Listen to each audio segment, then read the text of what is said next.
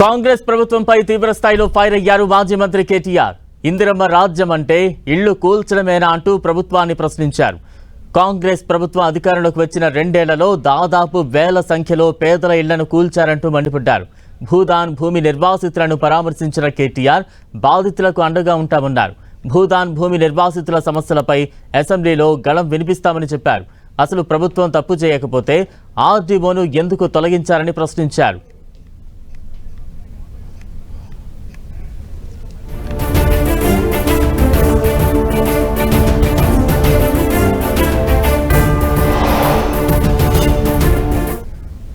ప్రస్తుతం కేటీఆర్ మాట్లాడుతున్నారు. లైవ్ ద్వారా చూద్దాం. పేదలకి మరి వ్యవసాయానికి కానీ లేదా ఇండ్లు కట్టుకునే దానికి కానీ ఇచ్చే భూమినే భూదాన భూమి అంటారు. మరి అలాంటి భూమి ఆ రోజు 1950వ దశకంలో ఆ రోజు భూదాన్ బోర్డుకి ఇద్దరు పెద్ద మనసుతో వారి 62 ఎకరాల భూమిని వెలుగుమట్లలో సమర్పించడం జరిగింది. ఆ తర్వాత ఏ ఇబ్బంది లేకుండా అక్కడ మరి భూదాన్ బోర్డు ఆధీనంలోనే భూమి ఉన్నది. 2014వ సంవత్సరంలో ఆ రోజు భూదాన్ బోర్డు నుంచి మీకు 1895 మందికి మీకు అక్కడ 100 గజాల చొప్పున పట్టాలు భూదాన్ బోర్డు ఆంధ్రప్రదేశ్ ప్రభుత్వంలో ఆనాడు మీకు ఇవ్వడం జరిగింది. కాబట్టి వాళ్ళు ఎవడన్నా మీకు హక్కు లేదు, అవి పట్టాలు కాదు అంటే తప్పకుండా వారిది తప్పు అవుతుంది తప్ప మీది తప్పు కానే కాదు. మీకు పట్టాలు ఖచ్చితంగా ఉన్నాయి. ఆ పట్టాలు నేను చూసి ఉన్నాను. 1895 మందికి 2014వ సంవత్సరంలో ఏప్రిల్ మాసంలో ఆ రోజు ప్రభుత్వ ఆధీనంలో ఉండే భూదాన్ బోర్డే పట్టాలు ఇచ్చింది. మైక్ బాగా లేదు, మీరు గోల చేస్తే మీకినబడదు నాకినబడదు. వచ్చింది ఎందుకో కూడా మీకు నేను చెప్తా. రెండవది 2014 ఏప్రిల్ తర్వాత మరి మీకు ఎట్లా శక్తి ఉంటే అట్లా మీరందరూ ఎవరి శక్తి మేరకు వాళ్ళు అయ్యా నువ్వు మాట్లాడకు స్వామి, ఈయన ఆపేయండి. ఎవరి శక్తి మేరకు వారు ఆ రోజు ఇప్పుడే ఇక్కడ ఆగు ఇప్పుడే అక్కడి నుంచే వస్తా ఉన్నా నేను, మీ కాలనీ నుంచే. అక్కడ ఒక తమ్ముడు చెప్పాడన్నా, నేను హమాలి పని చేసుకుంటాను, మా భార్య దగ్గర ఉండే బంగారం తీసుకుని సంవత్సరం కూడా కాలేదు తాకట్టు పెట్టి 7 లక్షల రూపాయలు ఖర్చు పెట్టి ఇల్లు కట్టినా అన్న, ఇప్పుడు నేను ఎవరికి చెప్పుకోవాలా? తమ్ముడు ఏడుస్తా ఉన్నాడు. జాలిమి అని చెప్పి ఇంకో సోదరుడు అన్న, నేను 12 ఏళ్ళ నుంచి ఇక్కడే ఉన్నా, మరి దాదాపు 12 లక్షల రూపాయలు ఖర్చు పెట్టి కట్టినా నా పిల్లలు, నా భార్య, నా కుటుంబం మొత్తం రోడ్డున పడింది ఈ దుర్మార్గమైన ప్రభుత్వం చేయబట్టి అని ఆయన ఏడుస్తా ఉన్నాడు. ఎర్రయ్య గారని పెద్ద మనిషి, ఆయన్ని కలిసిన ఆయన చెప్తున్నాడు, ఇందులో ఏ రకమైన ఇబ్బందులు లేని భూమిది, మాకు కోర్టు ఆర్డర్లు ఉన్నాయి, భూదాన్ పట్టా ఉంది, మేము ఇక్కడ మేము ఎలక్ట్రిసిటీ కోసం కరెంటు కోసం దరఖాస్తులు పెట్టుకున్నాము, మేము ఇంటి పన్ను కూడా కొంతమందిని కడుతున్నాము, ఇంటి నెంబర్లు కూడా చివరి దాకా వచ్చి ఆగింది. గతంలో మీ ప్రభుత్వం ఉన్నప్పుడు మమ్మల్ని ఇక్కడ ఎవరు డిస్టర్బ్ చేయలేదు, ఎవరు పక్కన కలెక్టరేట్ కట్టినా కేసీఆర్ గారు స్వయంగా వచ్చి అక్కడ మీటింగ్ పెట్టినా మమ్మల్ని ఎన్నడూ చీమకు చేసిన హాని కూడా చేయలేదు, మమ్మల్ని కాపాడుకున్నాడు తప్ప అన్యాయం చేయలేదు. కానీ ఇవాళ ఆ పక్కనే ఉండే విలాసవంతమైన విల్లాల కోసం, కాంగ్రెస్ నాయకుల విలాసాల కోసం, ఈ జిల్లాలో ఉన్న 3 మంత్రులు వారి అక్రమ సంపాదన కోసం వారి కన్ను మీ భూమి మీద పడ్డది. మీ 60 ఎకరాల మీద కన్నుబడి ఇవాళ 3 మంత్రులు కూడబలుక్కొని అందరూ కలిసికట్టుగా ఇవాళ పేదలను మెడలు బట్టి గెంటేసి ఒక శత్రు దేశం మీద దండయాత్రకు పోతే ఎట్లయితే పోతారో 1000 మంది పోలీసు వాళ్ళని తీసుకొని అర్ధరాత్రి వచ్చి నోటీస్ ఇవ్వకుండా అన్యాయంగా ఇవాళ మిమ్మల్ని అక్కడి నుంచి తరిమేసి ఇక్కడ బజార్న పడేసింది ఇందిరమ్మ ప్రభుత్వం. పేరుకి ఇందిరమ్మ ప్రభుత్వం. ఇందిరమ్మ ప్రభుత్వం అంటే ఏంటి? ఇల్లు కూలగొట్టడమా? కట్టుకున్న ఇల్లు కూలగొట్టి పేదవాళ్ళను మెడలు బట్టి రోడ్డు మీదకి తోయడమా ఇందిరమ్మ ప్రభుత్వం అంటే? ఇందిరమ్మ ప్రభుత్వం అంటే ఇంటర్మీడియట్ చదువుతున్న పిల్లలు, ఇవాళ ఎంతో మంది పిల్లలు అక్కడ ఉన్నారు, చదువుకోవాల్సిన పిల్లలు, వాళ్ళని రోడ్డు మీద వేసి చదువు లేకుండా చేసి వాళ్ళ నోట్లో మట్టి కొట్టి ఇవాళ మీ అందరినీ బజార్లోకి తోసింది ఈ ప్రభుత్వం. వాళ్ళు అంటున్నారంట మంత్రులు, ఇవి అక్రమమైన పట్టాలు, ఇవి సక్రమమైన కావు అంటున్నారంట.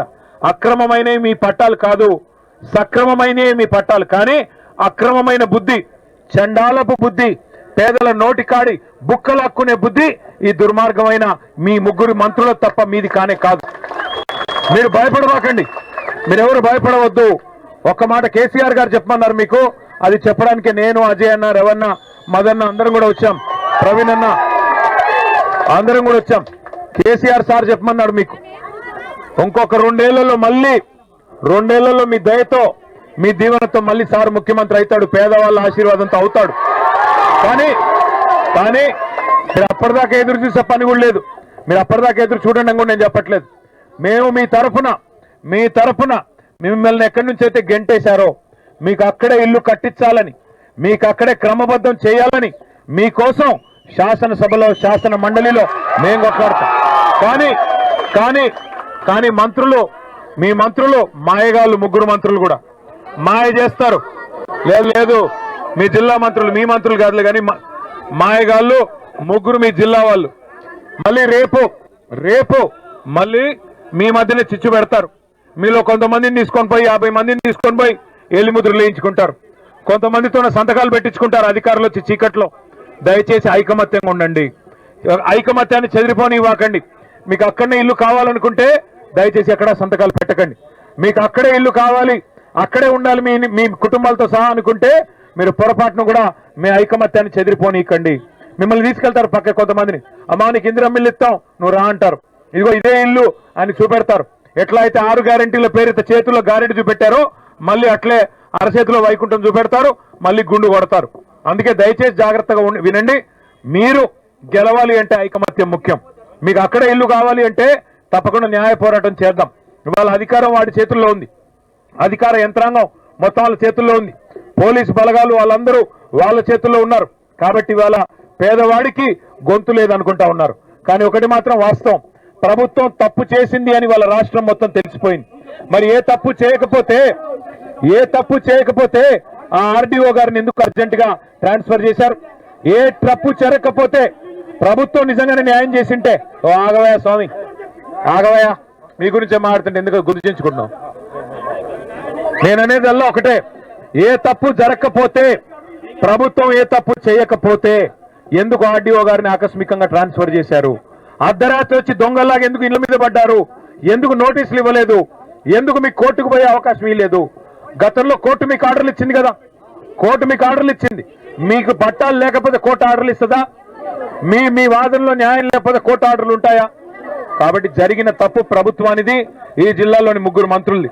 ఇంకొక మాట మీరు ఆలోచించండి, ఇప్పుడు తప్పు చేయకపోతే మాలాగా ధైర్యంగా వచ్చి మీ కాడ మాట్లాడొచ్చు కదా, ముగ్గురు మంత్రులు వచ్చి చెప్పొచ్చు కదా. తప్పు మీది కాబట్టే, ప్రభుత్వానిది కాబట్టే ఇవాళ ముగ్గురు మంత్రులకి ముఖం లేదు. అందుకే నేను మీకు చేసే విజ్ఞప్తి, అసలు భూదాన్ అంటేనే, మళ్ళీ గుర్తుపెట్టుకోండి, భూదాన్ అంటేనే పేదల ఆస్తి, భూదాన్ అంటేనే పేదల ఆస్తి, పేదవాళ్ళ కోసం ఇల్లు కానీ వ్యవసాయానికి కానీ ఇచ్చే ఆస్తి భూదాన్. కాబట్టి అప్పుడెప్పుడో గాంధీ గారి స్ఫూర్తితో వినోబా భావే గారు అనే పెద్ద మనిషి స్టార్ట్ చేశారు భూదానం. ఆయన పేరు మీద మీరు కాలనీ పెట్టుకున్నారు, వినోబా భావే కాలనీ అని. కానీ ఆ రోజు ఒరిజినల్ గాంధీ గారు ఉన్నారు, ఈ రోజు డూప్లికేట్ గాంధీలు వచ్చి వాళ్ళ ఆధ్వర్యంలో పనిచేసే భూ దొంగలు, వీళ్ళు భూమిని కొల్లగొట్టే దొంగలు కాబట్టే, రియల్ ఎస్టేట్ మాఫియా కాబట్టే ఇలా మీ భూమిని లాక్కునే ప్రయత్నం చేస్తున్నారు. మీరు ధైర్యంగా ఉండండి, మీకు ధైర్యం చెప్పడానికి కేసీఆర్ సార్ పంపించారు. మీకోసం ఏర్పాట్లు కూడా మేము చేస్తాం, పార్టీ పరంగా ఏర్పాట్లు చేస్తాం. మీకు భోజన వసతి కానీ ఉండేదానికి వసతి కానీ ఎట్లాగో అధికారులు పట్టించుకోరు, వాళ్ళు ఎలాగో చెయ్యరు, మీకు మేము ఏర్పాటు చేస్తాం. దాంతోపాటు మీకు న్యాయపరంగా పోరాటం చేయడానికి కూడా మీరు రూపాయి కూడా ఎవరి దగ్గర తీసుకోవద్దు, ఎవరు ఖర్చు పెట్టొద్దు, మేము పెడతాం. పార్టీ పరంగానే న్యాయ పోరాటం మీ తరఫున మేము చేస్తాం. తప్పకుండా మీకు న్యాయం లభించేదాకా మీతో ఉంటాము, కలిసి కొట్లాడతాం. కానీ మీరు ఐకమత్యంగా ఉండాలి. మీరు మళ్ళీ మీరు కొంతమంది చెదిరిపోయి సంతకాలు పెట్టి వేలుముద్రలేసి ఆయన ఏదో ఇత్తనన్నాడు, ఈయన ఏదో ఇత్తనన్నాడు అంటే మళ్ళీ షటకోపం పెడతారు, మళ్ళీ మోసం చేస్తారు. మళ్ళీ ఒకసారి 2.5 ఏళ్ల కింద ఎట్లా గారెడి చేశారు, అరిచేతిలో వైకుంఠం చూపెట్టి నెలకు 2.5 ఇస్తామన్నారు. మహిళలకు ఇచ్చారా? తులం బంగారం ఇచ్చినారా? ముసలోళ్ళకి 4,000 అన్నారు, ఇచ్చారా? ఏదన్నా ఒక్కటి చేశారా? పోనీ ఇందిరమ్మ ఇండ్లు అన్నారు, ఉన్న ఇండ్లు కూలగొడుతున్నాడు కదా. హైదరాబాద్ లో కూల్చివేతలే, హైడ్రా పేరు మీద రాష్ట్రం అంతటా కూల్చివేతలే, ఖమ్మంలో ఎలుగుమట్లలో కూల్చివేతలే, మొత్తం రాష్ట్రంలో మీ ఆస్తులు లాక్కోవడం తప్ప, మీ శక్తిని లాక్కోవడం తప్ప ఏం చేసింది 2.5 ఏళ్లలో ఈ ప్రభుత్వం? ఆలోచించండి. అందుకే దండం పెట్టి చెప్తున్నా, మీరు ఐకమత్యంగా ఉంటే మేము మీకు సాయం చేయగలుగుతాం. మీరు ఐకమత్యంగా ఉంటే మేము మీకు సాయం చేయగలుగుతాం. మీకు ఇక్కడ ఇవాళ ఉదయం కూడా కొన్ని పార్టీల వాళ్ళు వచ్చారు. తప్పకుండా ఇక్కడ అందరం కలిసి కొట్లాడదాం. మాకేం ఇబ్బంది లేదు, ఇందులో ఏం రాజకీయం లేదు, ఇప్పుడేం ఓట్లు లేవు. మాకేమి అర్జెంటుగా ఏం ఓట్ల కోసం తాపత్రయపడాల్సిన అవసరం లేదు. కేవలం మీకు న్యాయం చేసేదానికి ఎవరు వచ్చినా అందరం కలిసి కొట్లాడదాం. ఇక్కడ ఈ తమ్ముళ్ళు కొంతమంది ఉన్నారు, అక్కడ ఇంతకుముందు ఎర్రన్నలు కొంతమంది కలిశారు. అందరం కలిసి కొట్లాడదాం. మీకు న్యాయం జరిగేదాకా ఈ దుర్మార్గమైన ప్రభుత్వం, ఈ ముగ్గురు మోసగాళ్ళు వారికి బుద్ధి చెప్పేదాకా మీరు ఐక్యంగా ఉండండి. మీ తరపున మొత్తం ఖమ్మం ప్రజానికం ఉన్నారు, రాష్ట్ర ప్రజానికం ఉన్నారు. న్యాయం కోరే ఎవరైనా, పేదవాడి సంక్షేమం కోరే ఎవరైనా మీ తరపునే ఉన్నారు, మర్చిపోబాకండి. అజయన్న కూడా ఇక్కడే ఉన్నాడు, రవణ్ ఉన్నాడు, మదన్ ఉన్నాడు. అందరం మీకుతో ఉంటాం. మీకు అన్ని ఏర్పాట్లు భోజనం కానీ ఇంకోటి కానీ ఉండేదానికి కానీ మేము అవసరమైతే మొత్తం పార్టీ పరంగా మేమే చేసిపోతాం. మీరు ఎవరు భయపడవద్దని చెప్పి కోరుతూ, మీ కాగితాలు నా దగ్గర ఉన్నాయి, మీ పట్టాలు నా దగ్గర ఉన్నాయి. మీరు ఏది కూడా మీరు దేనికి భయపడొద్దు. కొత్తగా మీరు చెప్పేది ఏం లేదు. ఇప్పుడు అక్కడికి పోయి వచ్చిన, అక్కడ అందరినీ కలిసిన, దాదాపు 100 కుటుంబాలను కలిసిన, అందరూ మీరు చెప్పిందే చెప్పారు. మాకు అన్యాయం జరిగింది, మాకు పట్టాలు ఉన్నాయి, అన్ని ఉన్నాయి, సక్రమంగా ఉన్నాయి. కేవలం ప్రభుత్వం, ఇక మా లోకల్ లీగల్ సెల్ కూడా ఇక్కడే ఉంది. ఏం పేరు? సుగుణారావు గారు, లాయర్ గారు. ఆయన గతంలో ఉద్యమకారుడు. ఆయనే ఇచ్చాడు నాకు ఇన్ఫర్మేషన్ మొత్తం. కోర్టులో కూడా మీరు రూపాయి ఖర్చు పెట్టే అవసరం లేదు. మొత్తం ఖర్చు పెట్టి మేమే కొట్లాడతాం. మిమ్మల్ని మళ్ళీ కంటికి రెప్పలా కాపాడుకుని మీ ఇల్లు మళ్ళీ మీకు వచ్చేలాగా చేయడం మా బాధ్యత. దయచేసి ఎవరు కంగారు పడొద్దు, ధైర్యంగా ఉండాలని చెప్పి కోరుతా ఉన్నా. Thank you. అందరికి నమస్కారం. Thank you.